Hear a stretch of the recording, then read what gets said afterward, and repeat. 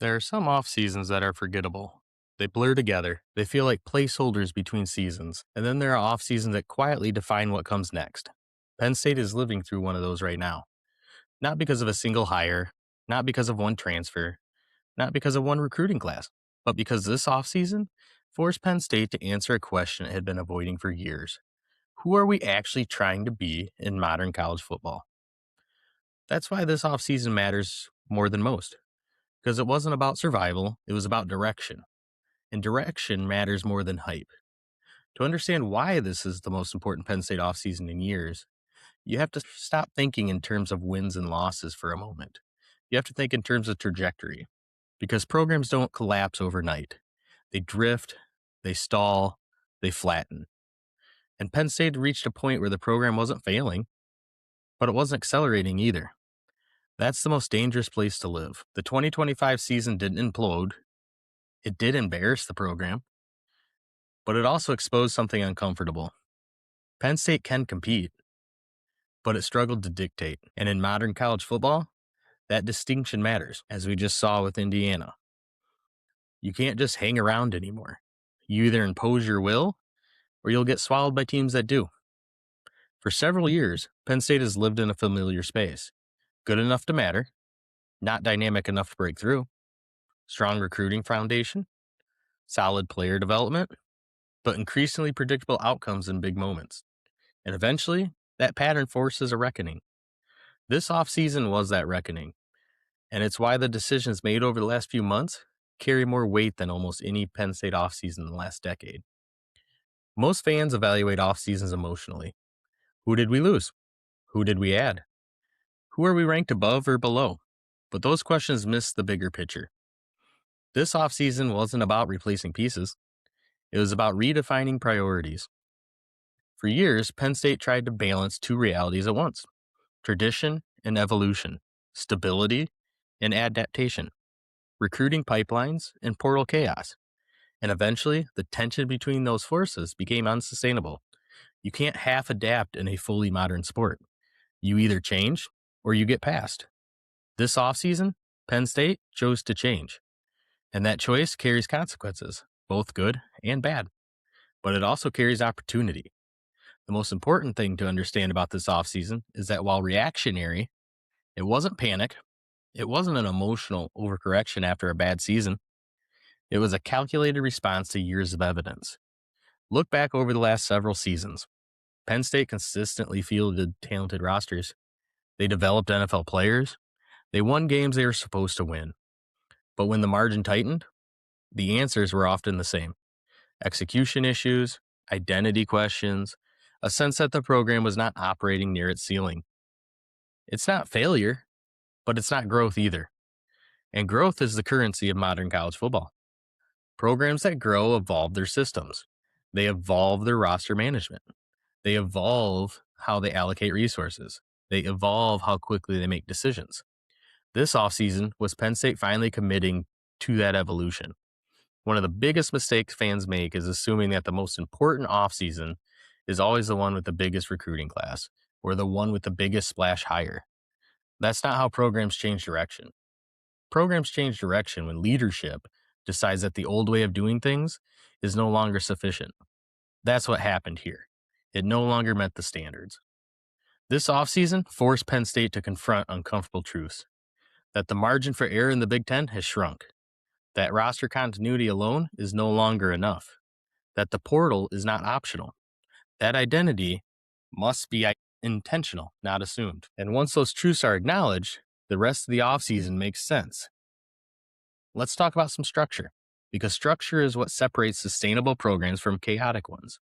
For years, Penn State operated with a traditional college football structure: stable staff, defined recruiting pipelines, predictable roster turnover. That structure worked until it didn't. The portal era shattered predictability. Players move faster. Depth charts change overnight. Recruiting cycles overlap constantly. And staffs must evaluate and decide at a speed that didn't exist before. This offseason, Penn State has rebuilt its structure to reflect that reality. That means more staff, more specialization, more evaluation bandwidth, more operational layers. Not because it looks impressive, but because it's required. Modern college football programs resemble professional organizations more than college teams. They need scouting departments. They need roster managers. They need NIL coordination. They need rapid evaluation processes. They need GMs. Penn State leaned into that reality this offseason. That alone makes this offseason significant because it signals that Penn State is no longer trying to win modern football with traditional tools. They're updating the toolbox. Now let's talk about roster philosophy, because that is where fans feel the shift most directly. In previous years, Penn State prioritized continuity above all else, kept classes together, develop over time, limit disruption. That philosophy still has value, but it breaks down when the environment becomes too volatile. The portal changed the math. Roster gaps don't wait 4 years anymore. Depth problems don't fix themselves through patience alone. And teams that refuse to engage aggressively get exposed late in seasons. This offseason, Penn State accepted that reality. They didn't dip into the portal hard. They built around it, and that distinction matters. There's a difference between using the portal as a patch and using it as a pillar. And that's why this offseason is more important than it looks on the surface. Portal additions weren't random. They followed patterns, experience over projection, versatility over specialization, players who can contribute immediately, and players who could stabilize positions that had become fragile. The approach isn't glamorous. It's what had to be done, but it will be effective, especially in transition years, which this is now a transition year. One of the most important lessons from recent national champions is this.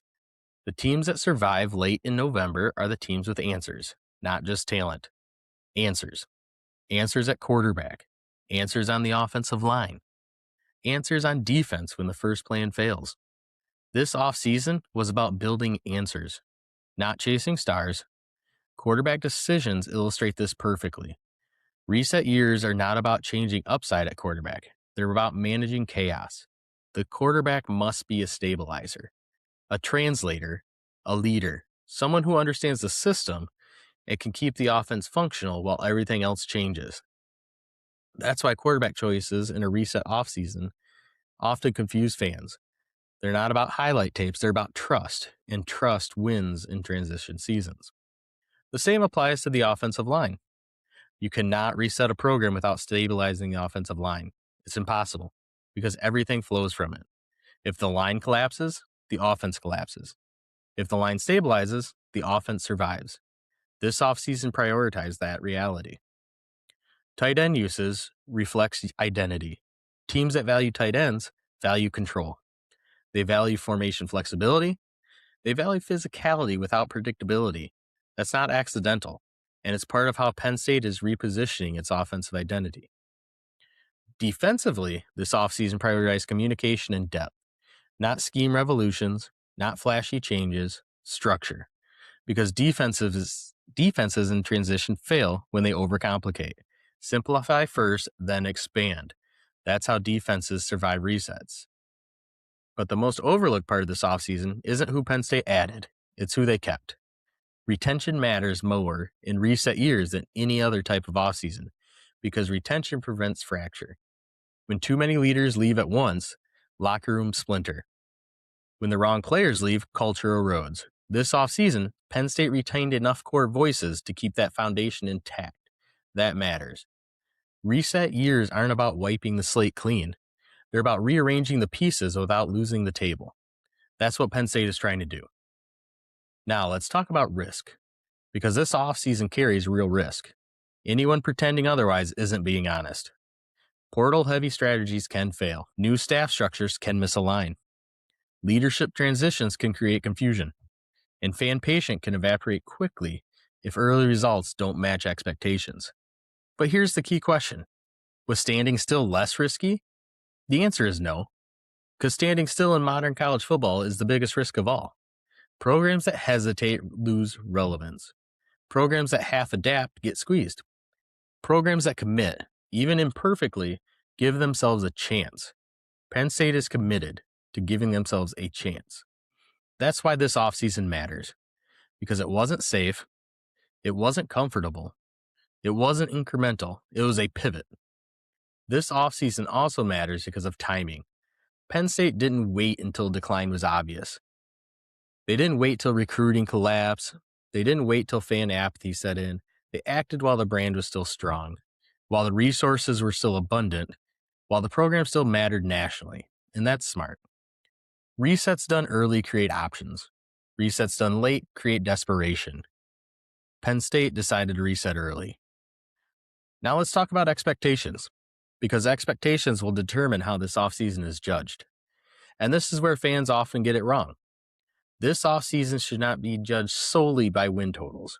It should be judged by clarity. Does the team know who it is? Does the offense have an identity? Does the defense communicate? Does the roster feel cohesive? Do players understand their roles? Those indicators matter more than whether a team wins 8, 9, 10 games in year one of a reset. Because resets are about trajectory, not immediate gratification.